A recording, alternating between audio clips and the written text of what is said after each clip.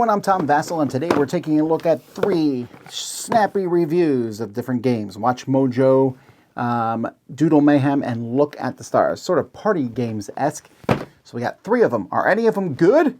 Let's find out. First we have Look at the Stars. This is a flip and write game. We're going to flip cards, and then you're going to draw beautiful constellations, and, well, that's kind of the object of this. Like, look at these cool constellations that you will draw. So let's take a look at how it plays. In this game, each player gets a board. The boards are slightly different on them. They have different pictures, but they also have different constellations, some spots here where there's no stars, and different planets on them.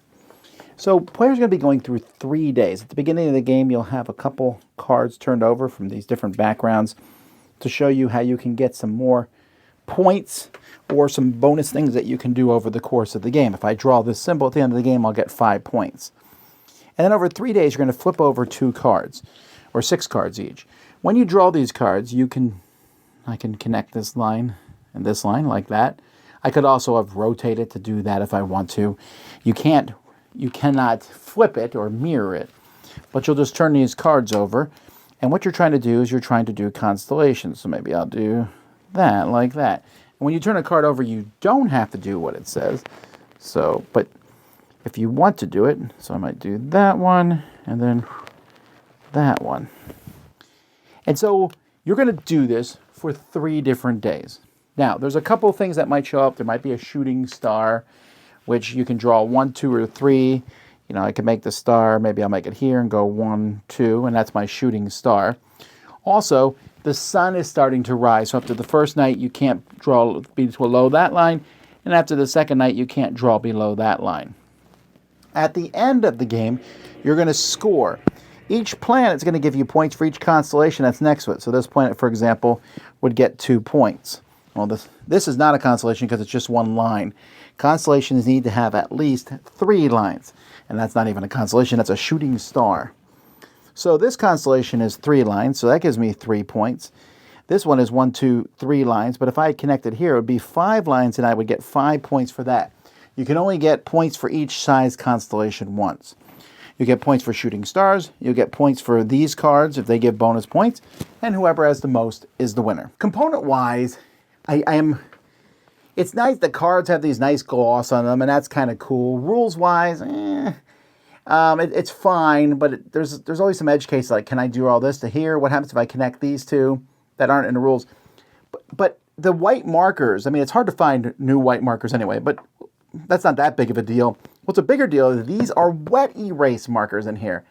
That's insane. I mean, I guess it's, on one hand, it's nice because you can draw on the board without worrying about that you're going to rub over it. But on the other hand, you need to get a wet rag to wipe it off at the end, which is a real pain.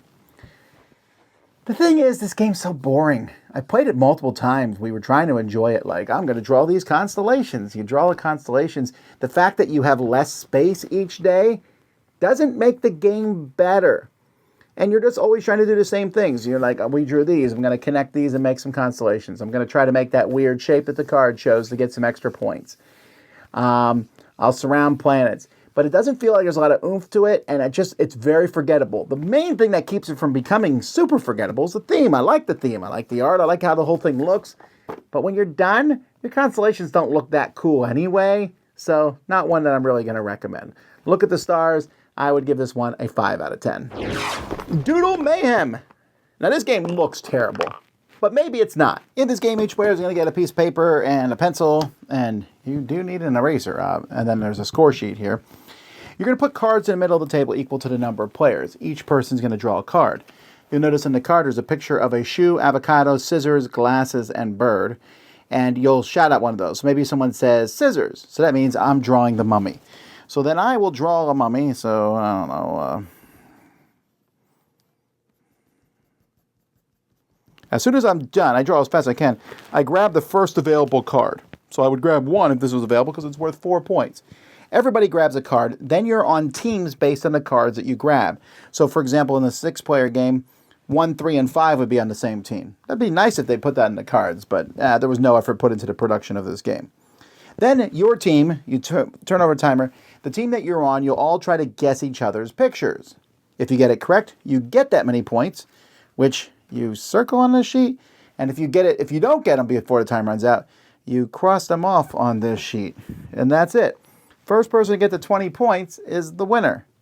Also, the winner is the person who puts the game back in the box. But maybe it is. Oh, here's the thing. I don't think the concept of the game is bad. Although, Doodle Mayhem is like the very epitome of a game that someone came up with and didn't bother to check to see if such a game might already exist. There are several drawing games where you draw quickly and grab a card. But let's say that's fine. Make a game that already is out there in most of its form or fashion. Then this game is like, but can we make the components for this worse? I mean, the art in this game is bad. You're like, that's the point. Not really. You can still make the box look nice, and then maybe you can emphasize that art's bad. But putting bad art in the cards, having a terrible, not well-written rule book, having point cards that you're like, if you're on these teams, go together. Why would you not mention that in the cards and say the 3 green cards are on the same team? Having a timer, having points that you circle and then erase. Why? What? It's just terrible component quality. And then the cards just felt like they put random stuff on the cards. It really does. They don't feel particularly balanced. So, I really can't recommend this one at all. 4 out of 10. When you take a look at WatchMojo, a Superfan Top 10 party game, this is based on the channel WatchMojo, which is about top 10 lists. And if you know anything about Dice Tower, you know I love top 10 lists. And indeed, I've watched many WatchMojo videos. Now, WatchMojo stuff, they pick lists, and obviously, if you watch them now, they're starting to run out of lists. You know, top 10 anime shows, top 10 anime protagonists, top 10 protagonists in anime who cry a lot, top 10 anime with spiky hair who cry a lot but are also killed halfway through. You know, that's where they're at this point. I don't care. This game sounds interesting. Let's take a look. In this game, there are 2 decks of cards. There are a bunch of cards here that are called entries, and then you have another large deck of cards, which are lists. So everyone's going to get a bunch of these entry cards given to them. So let's say you have Larry's Slimming, Scarfing Down Hot Dogs, a Batman Bathrobe, the Charlie Brown Christmas Tree, the Headless Horseman's Missing Head, Snapchat's Dog Filter, Saul Trap, Stuart Little, Jeff Goldblum's Glasses, and so on and so forth. And then you have a bunch of lists here, like the top 10 things kids today don't appreciate, top 10 anime betrayals, top 10 worst people to have as a wingman, top 10 worst high school teachers, whatever. So let's say you're going to be the list maker, so you'll have top 10 worst people to be caught in a haunted house with. Everybody throws 1, 2, or 3 cards in based on the number of players. You add in cards from the deck to make it so that it's 10. And then you look at these. You got Ralph Wiggum's, Papa Smurf, Ross yelling, "Pivot!" Spider-Man's, Justin Bieber's Pet Monkey, Dad's on TikTok, Cruella de Vil, Harley Quinn, Lady Gaga, and Jonah Hill as a Mad Hatter. So the top 10 worst people, well, I would assume, to be caught in a haunted house with, I'm assuming Lady Gaga is pretty nice. So I'll put her down at number 10. And you actually put these in order, and then you reveal them, starting with 10 and going on up. So Spider-Ham seems like they'd be kind of useful to be stuck in there. Papa Smurf doesn't seem like they're that annoying. I don't know if I want to be trapped under Harley Quinn or Cruella de Vil. Dad's on TikTok will be annoying, but not that bad. A Pet Monkey, Ross yelling "Pivot." At least he'd keep me. Ralph Wiggum. So Jonah Hill as the Mad Hatter. Cruella de Vil and Harley Quinn might try to kill me. I don't know. So you put these out like this. 3 points to whoever played this card, 2 points to whoever played this card, 1 point to whoever played this card, and -1 point to whoever played this card. Everyone is the list giver a certain number of times, once or twice, based on the number of players, and whoever has the most points after that is the winner. I'm kind of disappointed that they didn't play this straighter. The cards look like they're borrowed from a offbeat version of Cards Against Humanity. Really?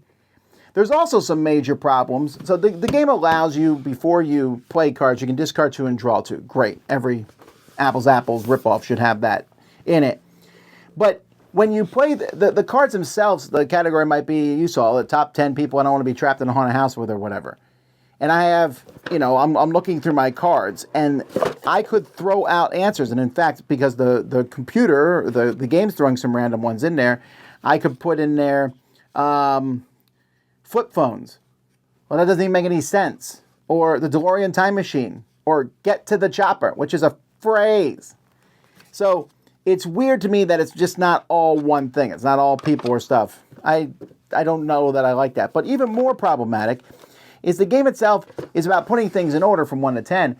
then why is there not more scoring? Only the top 3 get points, and the bottom one loses points. I would make 10 lose 3 points, 9 lose 2 points, 8 lose 1 point.